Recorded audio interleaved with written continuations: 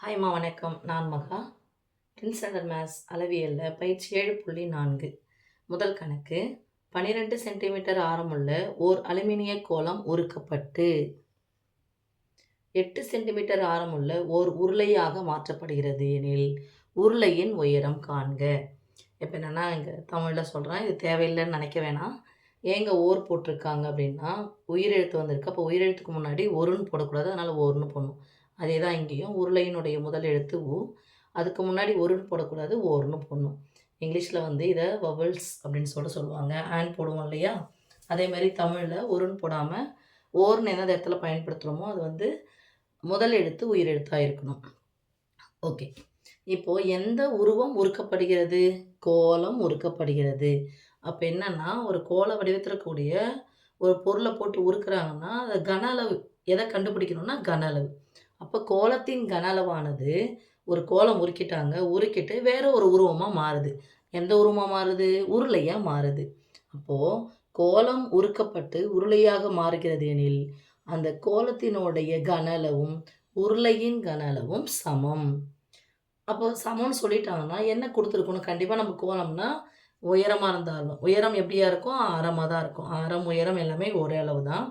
அப்போ ஆரம் கொடுத்துட்டாங்க. கோலத்தின் ஆரம் 12 சென்டிமீட்டர். இதை நான் R1 வச்சுக்கலாமா? இன்னொன்று ஆரம் கொடுத்துருக்காங்க. அது யாருடைய ஆரம்? உருளையினுடைய ஆரம். அப்போ R2ன்னு வச்சுக்கலாம். இப்போ கோலம் உருக்கப்படுகிறது, ஒரு உருவம் உருக்கப்பட்டு மற்றொரு உருவமாக மாறுகிறது எனில் கன அளவு சமம். அதை ஞாபகம் வச்சுருந்தீங்கன்னா ஓகே ஆகிடும். இப்போது கோலத்தின் கன அளவு 4/3 πr³. கன அளவுன்னு வந்துட்டாவே கண்டிப்பாக 3 அளவு இருக்கணுமா? கோலத்தை பொறுத்த வரைக்கும் நமக்கு உயரம் ஆரம் எல்லாமே ஒரே இது தான். அப்போது r³ அடுக்கு 3ஆக இருக்கணும், பார்த்துக்கோங்க. கன அலகுகள் ஈக்குவல் டு எந்த உருவமாக மாறுது? உருளையாக மாறுகிறது. அப்போ உருளையினுடைய கன அளவு என்னது? π × r² × h. இது அலகு எத்தனை வந்துருச்சு? 3. இது 2 r இருக்குது, ஒரு h இருக்குது. அப்போ அடுக்கு என்னவாயிடுச்சு? 3 ஆயிடுச்சு. ஸோ கன அலகுன்னு எடுத்துட்டாவே கண்டிப்பாக 3 அலகுகள் வரணும், ஞாபகம் வச்சுக்கோங்க. எல்லாமே வந்து இப்போ நீங்கள் உருளை எடுத்தாலும் கூம்பு எடுத்தாலும் கோலம் எடுத்தாலும் இடைக்கண்டம் எடுத்தாலும் கண்டிப்பாக எந்த வடிவம் இருக்குன்னா அது அட்டாச்சாக வந்து πr² இருக்கும். வட்டத்தினுடைய பரப்பளவு இருக்கும் πr². ஏன்னா வட்ட வடிவில் தான் அது எவ்வளோ பொருள் அடைச்சிருக்கு அப்படின்னு சொல்லிட்டு நம்ம கணக்கு பண்ணுறதுக்கு. இப்போ இது உருளைன்னு எடுத்துக்கிட்டால் இது வட்ட வடிவம். இந்த அளவில் இவ்வளோ உயரத்தில் இதுக்குள்ளே பொருள் இருக்குது. இதுக்குள்ளே திரவம் இருக்கலாம், திடப்பொருள் இருக்கலாம், எது வேணாலும் இருக்கலாம். இது உருளை.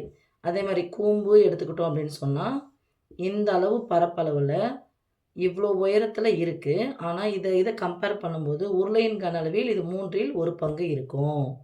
இது கூம்புக்கு. அதுக்கப்புறம் இடைக்கண்டம்னு எடுத்துக்கிட்டால்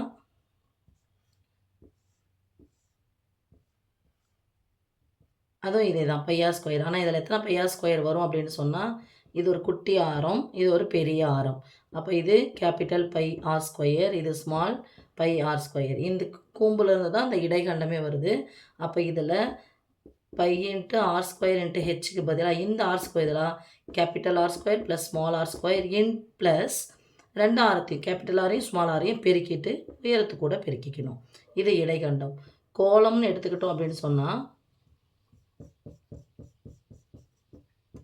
இது எப்படி இருக்குன்னா கூம்பினுடைய கன அளவில் கூம்பின் கன அளவை போல் 4 மடங்கு, அதாவது 4/3 πr² hன்னு வரதுல அந்த உயரமும் என்னவாக இருக்கும்? இந்த உயரமும் என்னவாக இருக்கும்? ஆரமாக தான் இருக்கும். அப்போ ஹெச்சுக்கு பதிலாக ஆர் போடலாம். 4/3 πr³. இதே அரைக்கோளமாக இருந்துச்சுன்னா 2/3 πr³ வரும். ரைட்? ஓகேப்பா. அப்போது நமக்கு எந்த இதுவாக இருந்தாலும் கண்டிப்பாக πr² வந்துக்கிட்டே இருக்கும். எதில்? கன அளவில் வந்துக்கிட்டே இருக்கும். அப்போது கோலத்தின் கன அளவும் உருளையின் கன அளவும் சமம். இப்போ 2 ஆரம் கொடுத்துருக்கனால நம்ம கோலத்தினுடைய ஆரத்தை நம்ம R1 வச்சுக்கலாம், இதனுடைய ஆரத்தை R2ன்னு வச்சுக்கலாம். இப்போ 4/3 π × r1³ எப்போ அடுக்கு இருக்கோ அத்தனை முறை போடணும், அத்தனை டைம்ஸ்னு அர்த்தம். அப்போ R1 3 முறை போடணும். R1 12, 12 3 முறை போட்டு பெருக்கிக்கணும். ரைட்? ஈக்குவல் டு π × r2னுடைய மதிப்பு 8. ஸோ 8 எத்தனை முறை போடணும்? 2 முறை போடணும். இன்ட்டு h எனக்கு தெரியாது, தான் உருளையின் உயரம் கேட்டிருக்காங்க. h equal to what? Right? ஹெச்சின்னு வச்சுக்கலாம். இப்போது நடுவில் பெருக்கல் இருக்குது. இந்த நடுவில் பெருக்கல் இருக்குது. பெருக்கலாக இருக்கிறது ஒன் சைடு போயிடுச்சு அப்படின்னு சொன்னால் வகுத்தலாம் மாறும். அதனால தான் இங்கேயும் பெருக்கல் இங்கேயும் பெருக்கல்னா நேராக கேன்சல் பண்ணுங்கள். அதுக்கு முன்னாடி இங்கே எதனா கேன்சல் பண்ண முடியுமான்னு பார்க்கலாம். அங்கே பெருக்கல் இருக்குது, இது வகுத்தல். ஸோ நடுவில் பெருக்கல் இருந்துச்சுன்னா குறுக்க கேன்சல் பண்ணலாம். 1 3 3 4 3 12. இப்போ நேராக கேன்சல் பண்ணலாம். 1 நாள் 4 2 நாள் 8. அதே தான் 1 நாள் 4 2 நாள் 8. இப்போ மீதிங்கிறது யார்? 1 கூட எதை பெருக்கினாலும் அதே என்ன கிடைக்கும்? எந்த ஒரு எண்ணையும் 1ஆல் வகுத்தாலும் அதே தான் கிடைக்கும். இன்னொன்று ரிமைனிங் பையும் என்ன ஆகிடுச்சு? கேன்சல் ஆகிடுச்சு. ஸோ மீதி இருக்குதுங்க பாருங்கள் சாமி. 12 × 12. இதோ ஒன்று இருக்குது. ஓரன் 2 6n 12. ஓரன் 2 6n 12. அப்போ என்ன இருக்குது? 6 × 6 = h. இல்லை இது ரெண்டையும் பெருக்குங்க. இது நடுவில் பெருக்கல் தானே. 6 36. அலகு எதில் கொடுத்துருக்காங்க? சென்டிமீட்டர். அப்போ என்ன பண்ணோம்? 36 சென்டிமீட்டர் = h. h என்பது உயரம். போட்டிங்கன்னா ஒரு 2 மார்க் கொஸ்டின். நீங்கள் ஃபார்முலா எழுதிட்டீங்க அப்படின்னு சொன்னால் 1 மார்க், ஆன்சர் எழுதிட்டிங்கன்னா 1 மார்க். ரைட்? தேங்க்யூம்மா.